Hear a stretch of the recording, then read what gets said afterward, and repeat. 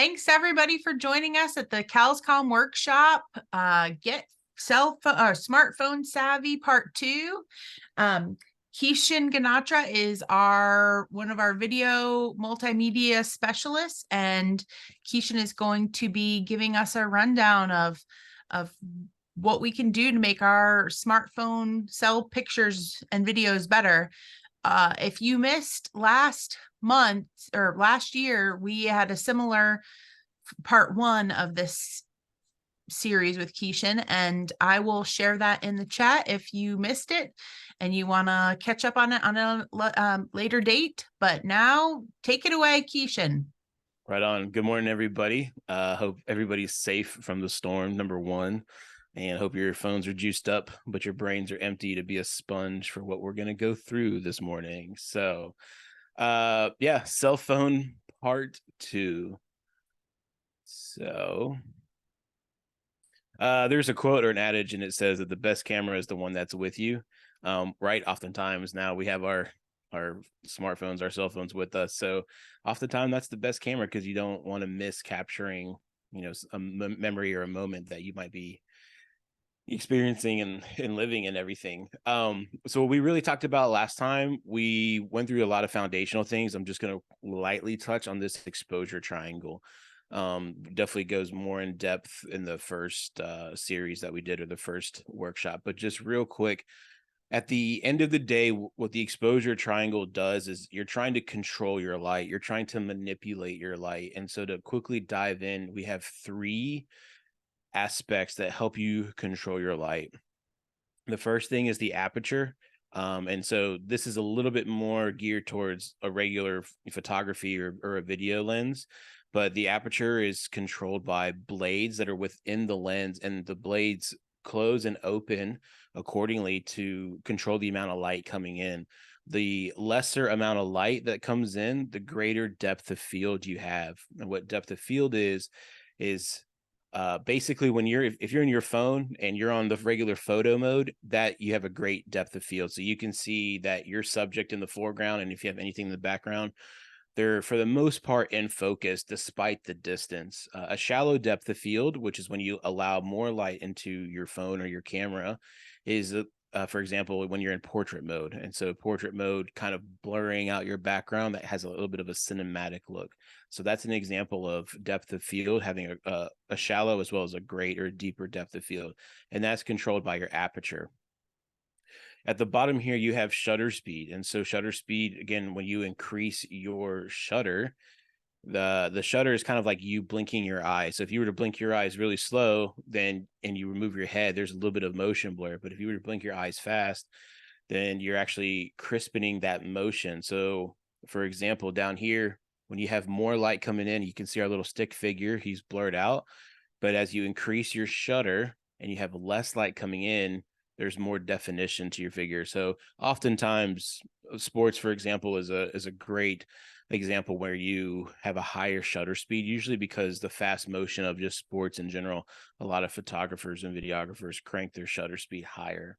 And last but not least is ISO or ISO. And this is an artificial or digital signal strength. So especially if you're in a low light situation and you have your aperture all the way open to let in as much light as possible, you also have your shutter quite open to also allow in more light, you sometimes still have to boost your signal a little bit in order to still have some definition. I have a couple of examples of that even on my phone that we're going to get to here in a moment. But the lesser amount of light, the lesser or clear your image is going to be. I'm not sure how clear this is showing up, but if you're on the higher end of your ISO, there's these gray flecks, and basically that's grain or artificial signal. And so sometimes your image can be a little distorted with that. So that's a very brief rundown of the exposure triangle, but it's very foundational.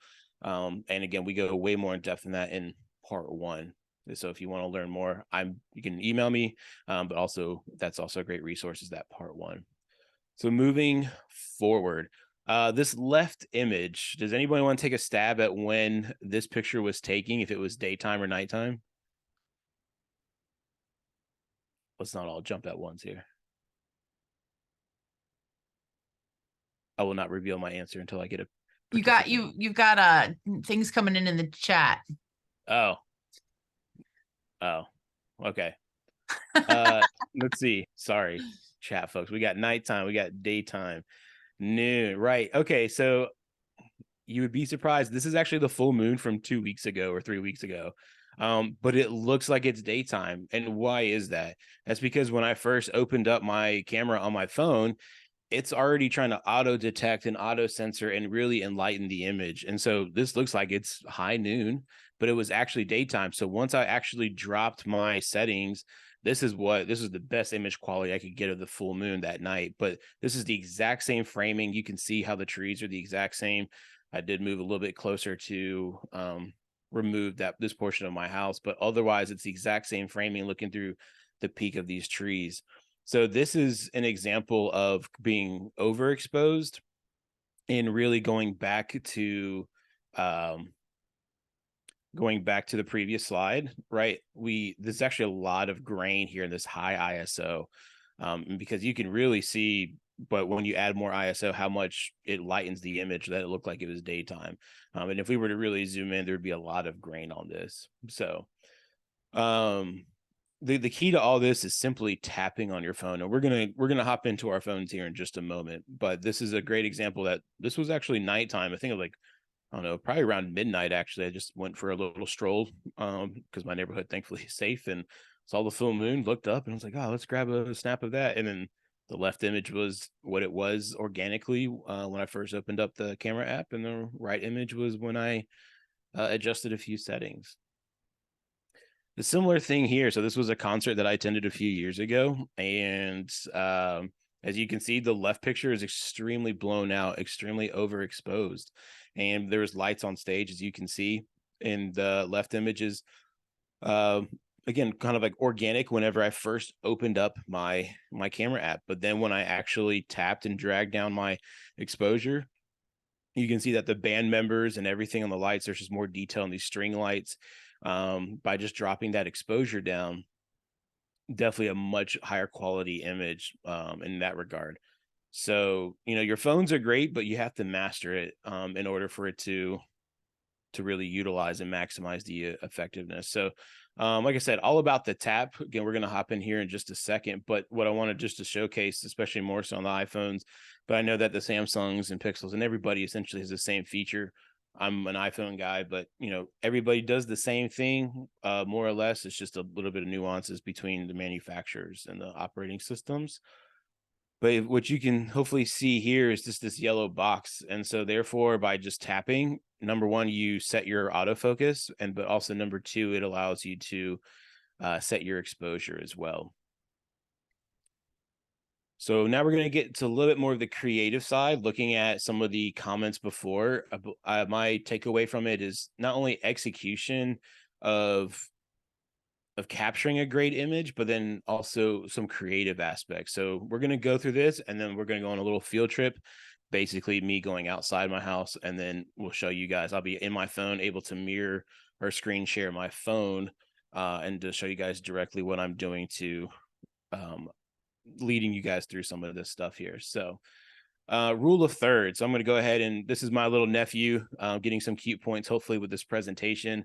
Also my dad, but rule of thirds. So if you can draw vertical lines that breaks up the image into even thirds, this is a great example of rule of thirds. And so that my dad is occupying the left third, my nephew's occupying the right third. Not sure how happy he was eating, but either way, he executed my photo for my needs. This is Yates Mill here on the left, another great example of rule of thirds. But here we have two form factors for rule of thirds. We have the vertical lines for the rule of thirds. We have this have the rock wall here, and so that occupying our left side, but then also the mill itself occupying the right side. We also have then the horizontal lines. Oops, let me go back here. That we have this leading line. I'm going to get into leading lines also here in just a moment. How the rock wall is guiding your eye towards the mill, but if we were to draw two horizontal lines again to break up the image into evenly spaced thirds, that this is the rock walls occupying, or the leading lines occupying, the upper third, as well as the mill is also in the upper third too. So we got two sets of rule of thirds. And you can actually turn on a grid function within your phone. I'll show you that here in just a moment as well. That can help you with rule of thirds. Another example here, this is the Biltmore State. I'm born and raised in Asheville. So when I was home, took as my sister and also the little man. And so we went to the Biltmore State one day. And again, just how that the the actual house or the estate is again framed up on the third over there. And then the same thing, we're positioned my sister and little nephew on the right third over there. So again, just another example in that regard. Another thing is symmetry. So we've already seen this photo here at the bottom, just having the moon in the middle. Symmetry is great. I love symmetry. This main photo here is actually from 2019, the 50th anniversary for the Apollo 11 moon landing. So this is actually the Washington Monument. But anyways, just centering it up nice and center, because it is the focal point of what we were looking at here. So they had projected an image on the Washington Monument of the Saturn V rocket. So anyway, symmetry is simple, does not need to be overthought, but there are some things that can help you with symmetry. We're going to get into that in just a second as well. Everything plays into one another. And that's actually going to be leading lines. So there's two types of leading lines, asymmetrical and then symmetrical. So this is inside Duke Chapel. This is, we literally have a leading line as the spine of the cathedral is leading your eyes towards the front of the cathedral. And then the same thing, we have the leading line of the rock wall here at Yates Mill leading your eye up to the mill itself.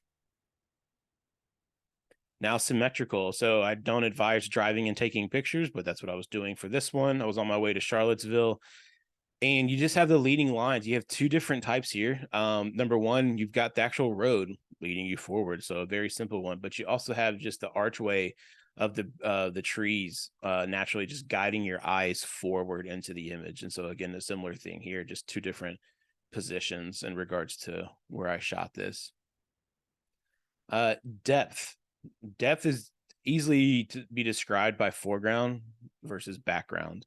So these are some of our shots. Left one, this is one of freelance shot that I took, but whenever I was freelancing for ACC tennis earlier this year, just the camera I was using, but then how it was also blurred out in the background. So this is an example of foreground as well as background, which goes back to that exposure triangle and the depth of field. This is a shallow depth of field in regards to our subject in the foreground is in focus, and then our background is out of focus. A similar thing here to the right at Yates Mill, just a little behind the scenes when we were shooting specifically the water wheel, but we reversed the focus where our image in the background, the mill itself was in focus and our camera was out of focus. And so therefore, again, just as far as where you want your eye to naturally gravitate towards is also your focal point. But this also showcases depth by having a nice shallow depth of field where if you can provide something in the foreground against something in the background, it just gives it a different perspective. I'm personally a big fan of trying to show depth. Whenever we shoot interviews, I like to actually maximize trying to shoot and showcase depth in that regard. It's just kind of a stylistic thing that's a little bit more on the creative side. And another, again, going back to this picture, just a lot of depth, but this is, you have actually the mill in focus, but then you can see the water splashing kind of out of focus. So just another example there. Things to be aware of. So just because your phone can zoom in doesn't mean that you should. There's probably a time and place for it, but our phones in general are different from a camera lens. So everything that happens within your phone, the exposure, the zoom, and everything is all done via digitally / optical, respectfully, versus a camera lens, you actually have multiple pieces of glass so that when you are zooming in, you are still gaining a crisp image. So just be aware that, again, while the best camera you have is the one that's on you, there are respective limitations in regards to your cell phone versus a camera. Not to say that your cell phone is always going to be lower quality. It's more so about understanding and mastering the fact of what you can and can do with the capabilities of your phone. So these are probably the two things that I feel like in regards to cell phone photography and capturing anything with your cell phone that can kind of degrade an image. Number one is being really meticulous on the exposure, and number two is zoom. And I know that exposure, in regards to the questions, that's what some of you all look like we're looking at in regards to like, oh, the lighting is this, how do I work with outdoor lighting and such. The exposure is key, and we're gonna get into that here in just a moment. So zoom, lack of, this is in my parents back in Nashville, their neighborhood, and black bears come through, wild turkeys come through, and so you can just kind of see I was zoomed in, I was in my car, and it was you just lose quality of the image when you zoom in. But I also was not going to try to get up close to the bear just for the sake of higher quality image here. So I'm going to play the safety card on that one. And then each phone, everybody has, you know, all the manufacturers have different modes, right? We have portrait, panoramic, time lapse, landscape versus portrait, and then live, HDR, night mode, and flashes. So real quick, just to kind of go through these, I'm actually going to start with the fourth bullet point, landscape versus portrait. What I mean here is landscape is when your phone is sideways, hamburger style. Portrait is when your phone is more vertical. And so that just reflects on, like, for example, portrait photography. If you've ever gotten a headshot done, typically it's done in a vertical fashion. Just because of how you want to showcase things. And it's natural for everybody nowadays to, right, be shooting with your phone vertically. That's kind of what content is showing us if you're posting things on Instagram, but even just naturally, ergonomically, the way we hold our phones, it's in a vertical format. But don't be afraid to also turn your phone sideways and shoot in landscape. There's definitely a time and place for that too. And just trust yourself, trust your eye, trust your vibe, trust also if you know what platform you're going to be posting to. Is it for the website? Is it for, you know, Instagram or whatnot? So just trust yourself. So then backing up to portrait, panoramic, and time lapse, these are actually different modes. So you have the regular photo mode in your camera, and again, that's going to have a greater depth of field. So your foreground and your background, if you do have subjects in the foreground, you're going to see more of the items in focus. Portrait mode, though, turns that a little bit more into cinematic. And so again, portrait mode, jumping back into it, is an example of this. So my focus, I tapped on my phone for, I wanted the camera and the camera lens to be in focus, but everything else was kind of blurred out. So that gives us that shallow depth of field. Panoramas are fantastic, honestly, and they're actually really well done on phones too. So using the wide angle part of the lens, the camera, of course, is going to naturally change over the lenses. Now all of our smartphones nowadays have multiple lenses on, or multiple cameras on our phones and such, so it's going to automatically do that. But panoramas are beautiful, and so don't be afraid to do that, and just be steady with it, be nice and stable with it. And the good tip of it is when you're taking a panorama, of course your phone is going to guide you if you're moving too fast or too slow, but don't have your phone out in front of you. Don't extend your arms away from your body. Kind of actually have your elbows tucked in. So this way, when you're pivoting and rotating, you're actually using more of your torso than you are your arms and your shoulders to move the phone around, and you'll just have a much more stable shot in that regard. So the farther you are away from your body, the little bit more kind of like arm shake and just lack of stability you have. But if you simply just have your elbows pinned to your side and then you're moving around, you're going to gain that. You're going to realize that you gain a lot more stability in that regard. And this is very applicable also to the video side as well. I'm just kind of being more blanketing as far as tips right here. Time lapses are great too if you have the opportunity to do that. I think those are respectfully self-explanatory. We can hop into questions if we have any time lapse questions.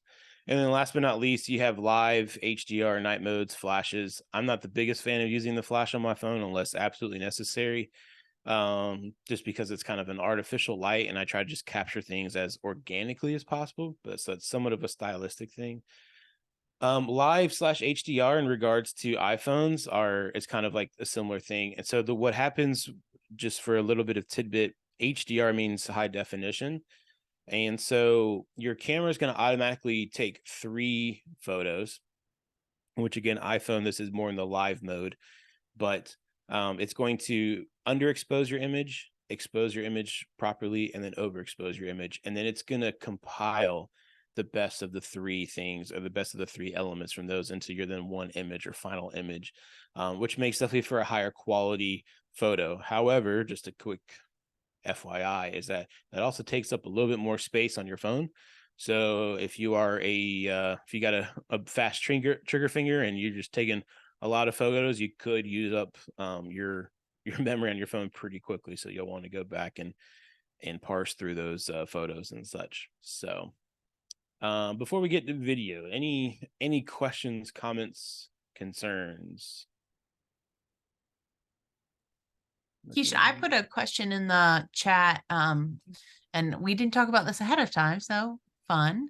If you know that your photo is going to be printed out versus used digitally, are there modes that you should stick with, or are there like, best practices for making sure that your printed photo is the best crisp quality?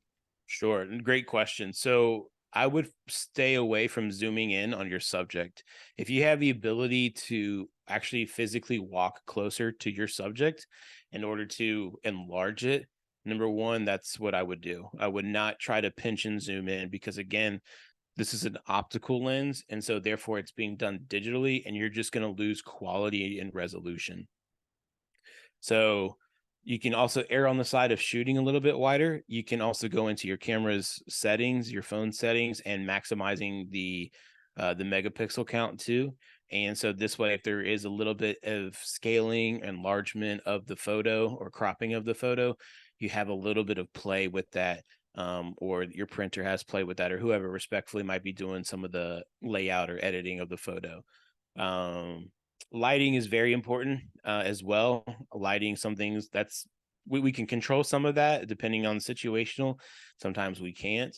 And so I do have a suggestion for a toy or tool that I'll get into later to help with some lighting in that regard. But I think my number one thing would be to not pinch in, to not scale in or zoom into your photo. If you have the ability to actually walk up closer, you're going to maximize the quality of the photo by being zoomed out and physically walking closer than you will by zooming in.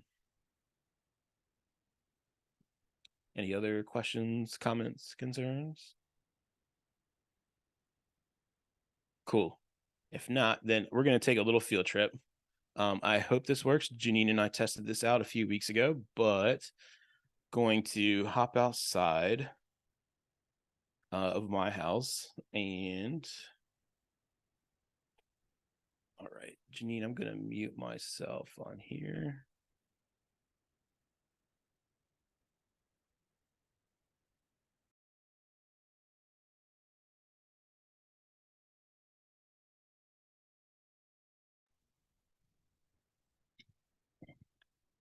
Okay, hopefully everybody is seeing me We on can my see and we phone. can hear. We can see and hear.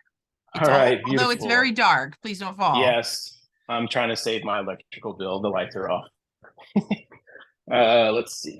We're walking out here.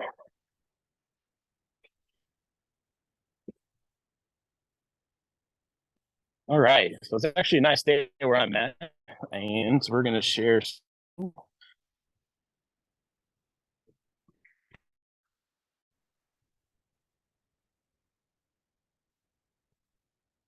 Ready. Cool. And Janine, can you still hear me? Yes, the quality of the photo right now is not great, but it's getting better. Okay. Yeah, so I'm only about 25 feet from my house. So can everybody see my sidewalk? I can see the sidewalk. Okay, great. So you should be able to see on my phone, I have this grid that is basically broken up it's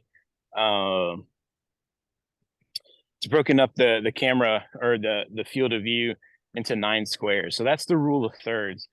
And the way you can access that is actually within your settings. And so Janine, is this also showing up? I'm in my settings on my phone. It is. Beautiful. Okay, so if you hop down into camera and then you turn on and off the grid. So you want the grid to be turned on. That is how you get slower, Keishan. Will you go back to the home screen and then do that slower? And for those of you that have Samsung phones or Android phones, we're happy to kind of give you a coaching if you're interested at a later time, to kind of mimic some of the same things that we're doing in the iPhone. And I looked this up, and I believe for Samsungs, it's actually the same. It's in your respective settings, and as far as turning on the grid. So again, you go to your settings. Once you're in your settings, just scroll down until you find your camera. Select your camera. And then under the composition tab is grid, and you want to turn on grid.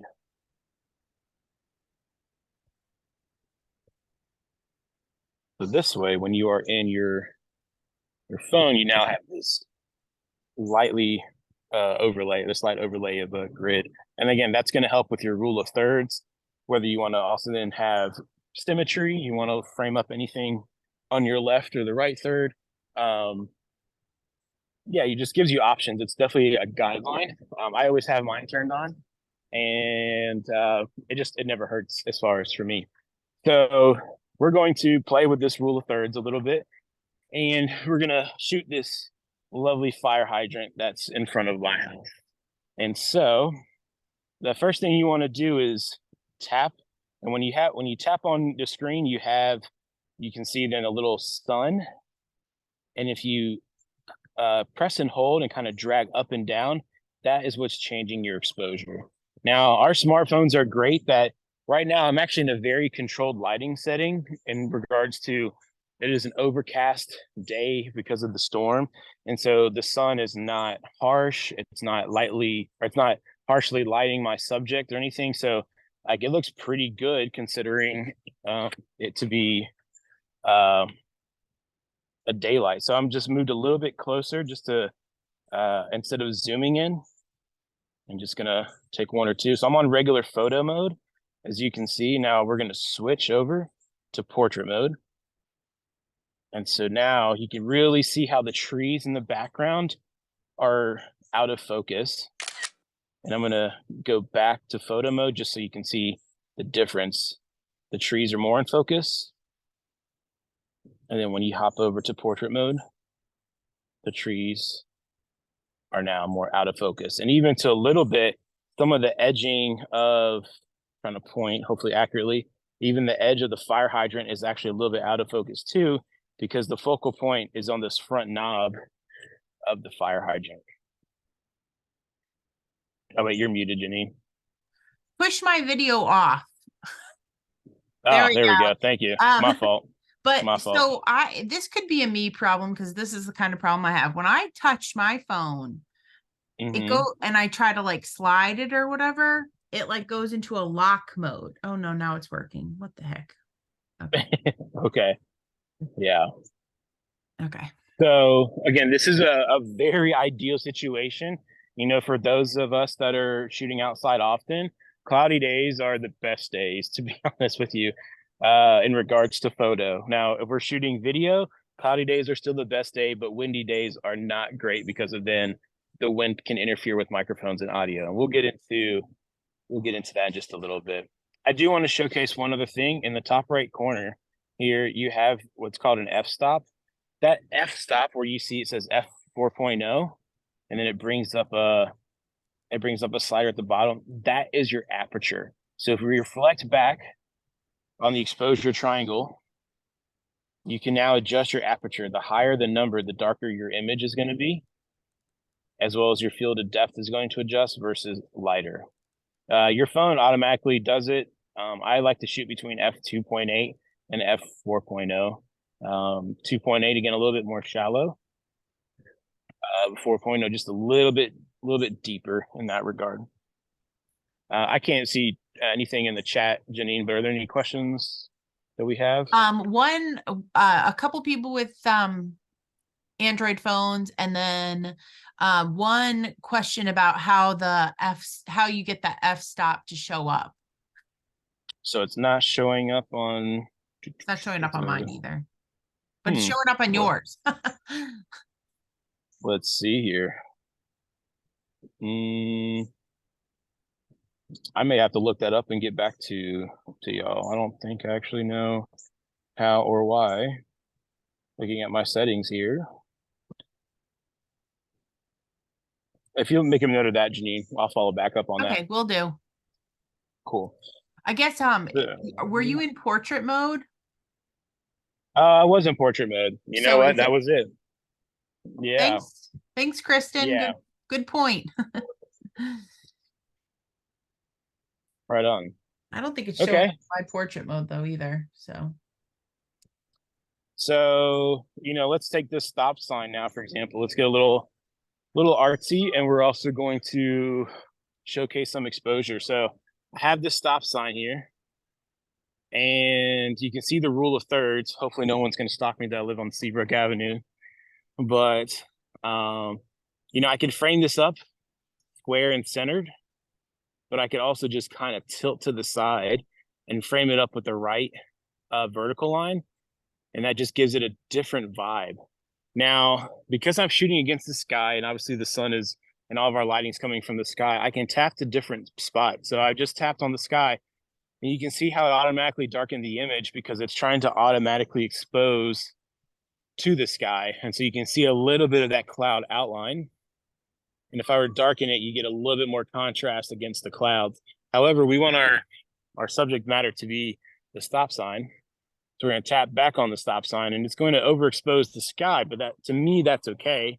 And so therefore I can then adjust my exposure of how bright or dark I want that stop sign, but simply select so. And then we'll hop over to portrait mode. We're going to tap again so we can see that the trees are out of focus. So with portrait mode, one thing that I've noticed is that over the time is that you want to hold your phone steady for an extra second. Just because you tap your shutter to take the photo doesn't mean that it's taking it right on the spot. It's trying to still take an extra second to capture that image. So just be patient for a full second or so, just so this way you don't accidentally blur. Because if I were to tap it but then move, it's not going to be the crispest of images. So, and then of course we've got panoramic mode. We'll just do a panoramic of where I'm at right now. And so right now, if you could see me, my elbows are actually tucked to my side. And so I'm going to hit the start button and just going to slowly pivot. So like how I'm rotating or pivoting, I'm actually rotating my hips. I'm not using my arms because my elbows are tucked into the side. We're going to stop there. He shouldn't, So therefore, it cut out the video feed. maybe because it was when I was capturing the panorama, because it takes the way that is. But can you see the panoramic shot right now? The No. final product? No. Oh, well, that's no bueno. And also, sorry, it's trash day. Trash guys are coming by right now.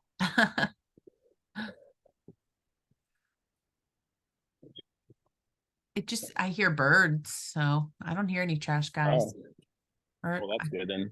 maybe Kudos I thought to the those in my AirPods. neighborhood. Can you see me now or see my phone now? No, I see oh, we're coming back, I think. Yep, you're back. Okay, whoops. Let me go back to screen sharing then.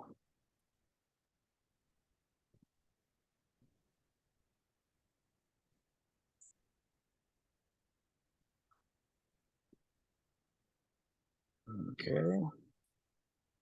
We're all And good. So Back at it. okay, great. So here's the panorama. If it'll rotate. There we go. So again, because I don't think the camera is able to showcase me while also shooting a panoramic shot. But in general, my elbows were tucked into my side.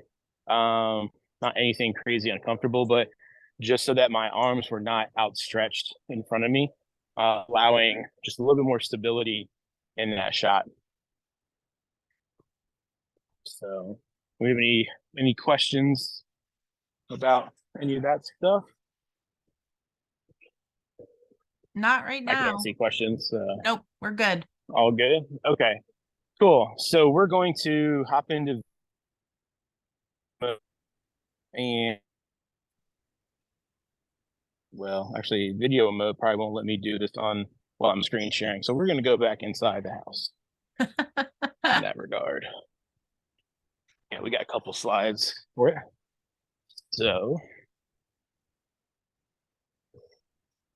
You're handling all this transition with grace and calm. I would be panicking.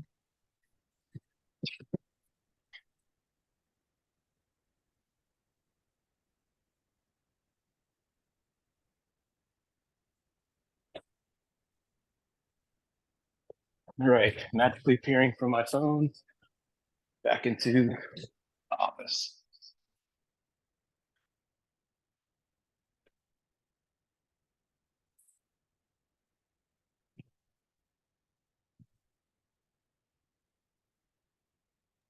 Alrighty, hello again, everybody. Uh-oh, hold on.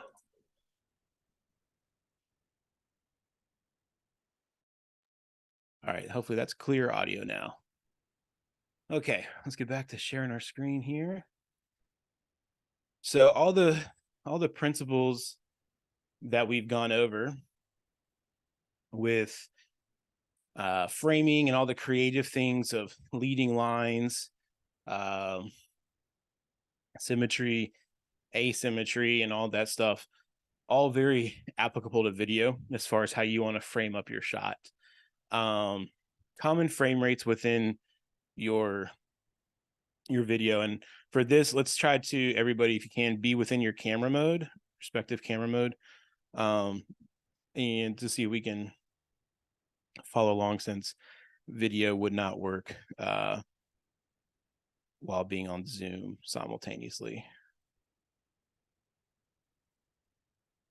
Okay, so we have a couple of common frame rates, 24, 30, and 60 frames per second. When you go to see a movie, oftentimes movies are shot and edited in 24 frames a second. There's just this cinematic look to it because it all is trying to mimic actually the human eye. 30 frames a second is usually what is the closest setting as far as what the human eye is.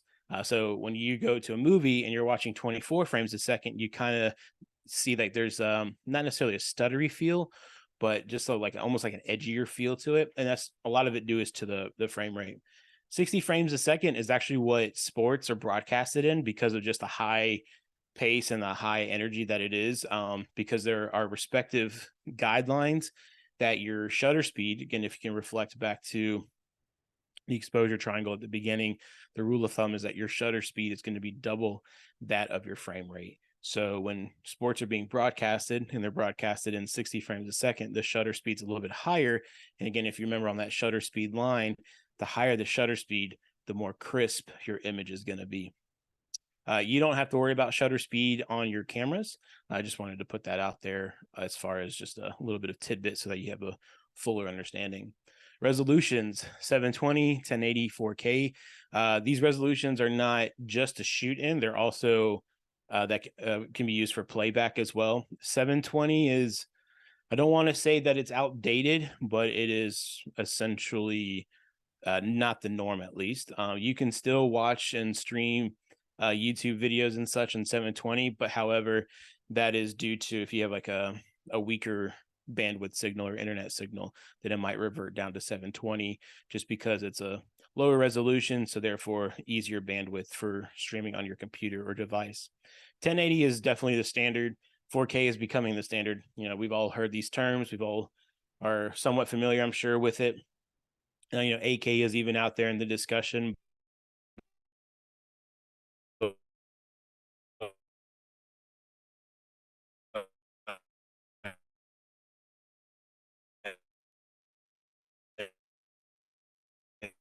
Keishan, it's doing it again.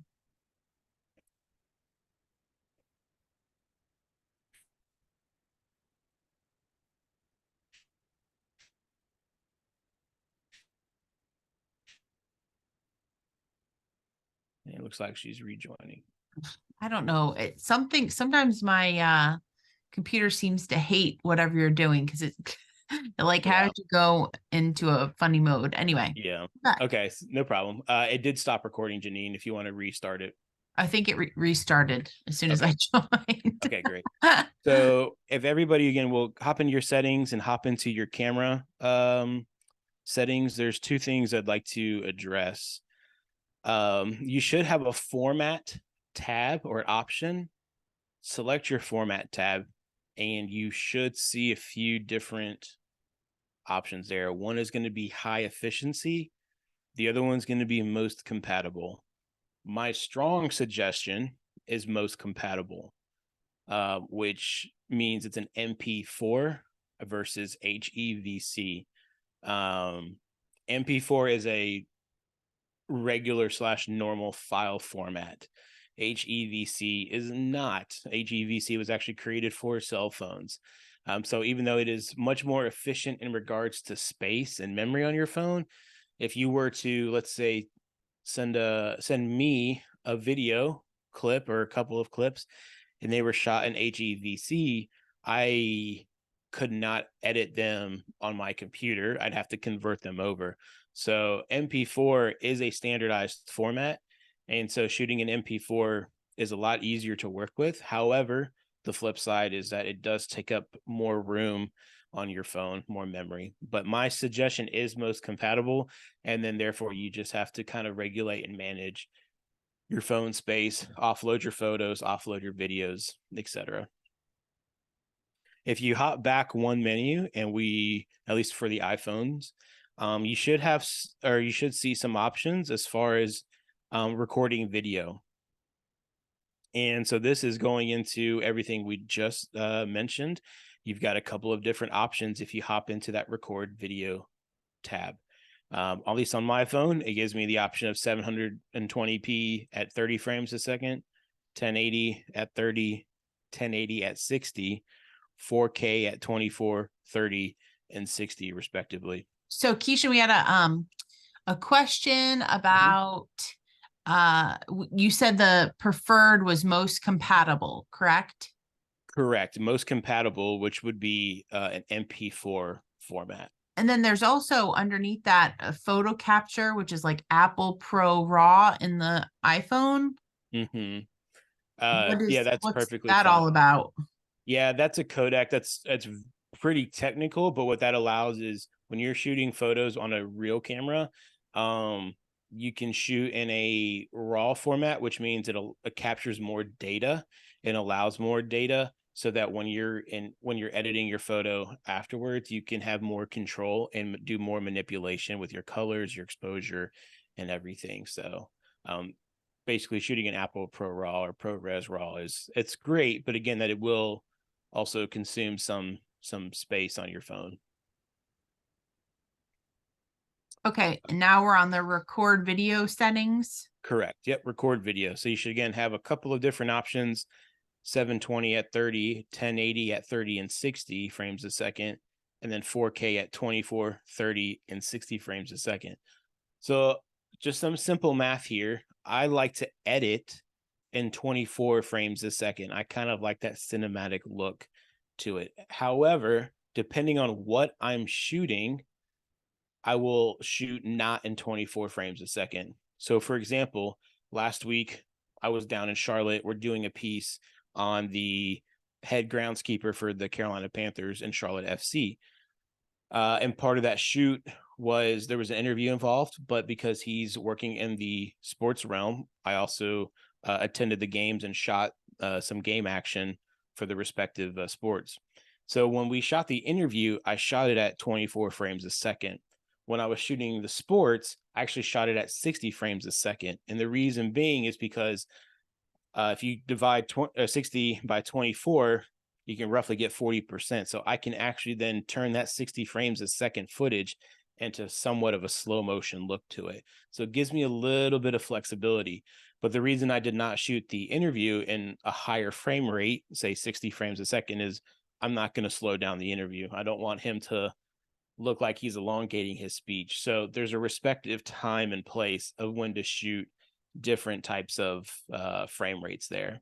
As far as the resolution, which is the 720, 1080, and 4K, If you have the ability to shoot 4K, I suggest it, because going back even to the photography thing we were mentioning before in regards to not zooming in, and rather than get closer, I would also then rather capture a video clip that's in 4K and be a little bit more distant, but knowing that I can actually scale in or crop in that 4K image a little bit without losing any quality.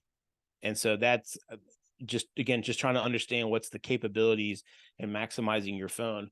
My preference is to shoot in a higher resolution, scale in post-production than I would trying to scale in on the spot, just because you're not going to lose the quality there. So video can be, video is a different beast than a photo. I'm not saying it's a harder beast, but there's just more, a little bit more math involved, a little bit more of everything involved, because then you also are shooting something continuous versus trying to snap a single image at a time. So, and also just to put this in perspective, the way frames per second works is, you know, we just went outside, we captured a single frame when we took one photo. And so therefore it takes 24 or 30 or 60 of those frames to equal 1 second of video footage. So again, just trying to put that into somewhat of a perspective in regards to what does actual frames per second mean. It actually means like 24, 30, or 60 individual still images per second, which is why the old film reels look like photography, like the old Kodak, you know, photos and everything, where there was still a film reel that you got developed. And the movies were the exact same thing, and still the same thing, especially if you go see an IMAX movie.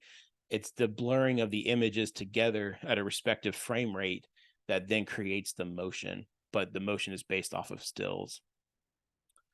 I know we get a lot oftentimes of like, what are some accessories, what are some toys and tools that I can use to help you know, my stuff. And so definitely have a couple of these. Janine, we can send this stuff out for sure, but I'm just going to kind of go through these real quick just to have so you guys understand what they are. So number one is a phone gimbal. You can do photos or videos. This is the latest one from DJI. The Osmo line is great. The Osmo mobile line, you can definitely get it less than $150 if you go with the 4 or the 5. But in short, extremely simple to use. You have a joystick. You have a little thumb joystick that you can control the tilt and all the angles of the phone. When you sync up your phone, you can also hit record to either snap an image or record a video, but that will also help reduce some shakiness. Now, it's not going to be completely preventative. You know, if you're hustling and running and whatnot, like, it's still going to showcase a little bit of that in the image if you happen to be recording, but it's definitely also going to, if you're able to stand still and capture your respective subject, it's going to really help stabilize the image and provide also a sense of fluidity to it as well. So a phone gimbal is great. The second item is a bounce or a shade. This is kind of an all-in-one. And so what you have here is this collapsible disc. And so this disc has a white mesh, and that's going to diffuse the light. So it's going to soften it up. And so that's the exact same premise as a cloudy day. The clouds are diffusing the light, it's diffusing the sun. So it provides a nice even fall or an even cast of the light. And the white portion of this is what this does. You then also have these, as you can see here, you got silver, black, and some other parts. The silver is reflective. The gold is also reflective, but just a warmer tone. So if you are actually doing some portrait stuff, then you know, that's where these would come into play, the silver or the gold. And last but not least is the black, but the black is actually called negative fill. So if there's just too much light on your subject, you can actually then, wherever the source of the light is, you can actually absorb light, because black absorbs color, or absorbs light, excuse me, and take away some like maybe harsh reflections in that regard. So a disc or a collapsible reflector disc is a great tool as well. Going into the video side, microphones. So there are a couple of options here, and it's going to get pricey real quick, to be honest with you, but you have direct attachments for both iOS or Android devices. And what these do is they simply connect to your phone directly. If you're going to just be out in the field and just trying to capture things in an organic sense, I highly suggest this over your internal or built-in microphone on your phone, because audio is about mainly two things: directionality and proximity. So for a microphone to be shooting in the direction of your subject, that's going to severely increase the quality there. It may not going to be perfect, but it's going to at least increase the quality versus not having it. So you have two options here in regards to being an Android, which is a USB-C, versus iOS, obviously being with the Lightning ports there. And again, the other half of it being proximity. The closer you are, simply the better. Which then can also lead to the other option, a wireless kit. This can be, I know, sticker shock here, 457, but this actually includes a lot of things. What this includes is you have two transmitters. So let's say that you're doing a piece with, let's say, an NC State, an extension agent, and you also have someone else that's conducting the interview or a walk and talk, whatever the case might be. You can actually then have two transmitters that can be clipped onto your subjects, and then both of those can sync to one receiver. And then that receiver can also come into your phone, and or also a camera if you guys are, if you do have camera abilities as well. Depending on what your source is, as far as if you are going into a phone, you will need a respective adapter. You have two different types depending on what it is.